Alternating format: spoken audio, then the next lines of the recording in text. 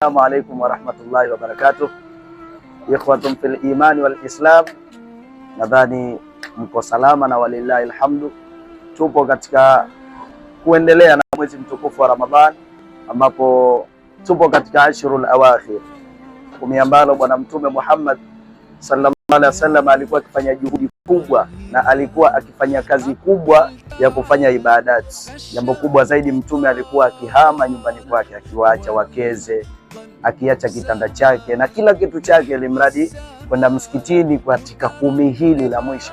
Na sisi ni wajibu wetu, ni jukumu letu kufanya kazi na kufanya hima katika masiku haya machache yaliyobaki, kujitinda katika ibada na ikibidi kuhama pia majumba yetu kama alivyofanya Bwana Mtume.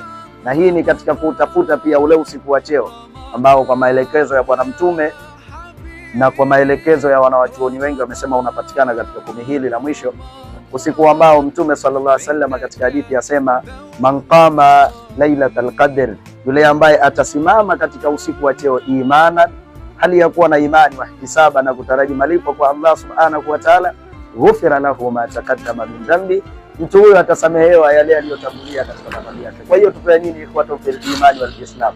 Tufanye hima na tufanye juhudi ya kupambana katika kumi hili la mwisho, kwenda na sisi tukawa ni wenye kubarikiwa na kupata fursa ya kupata usiku huu wa cheo.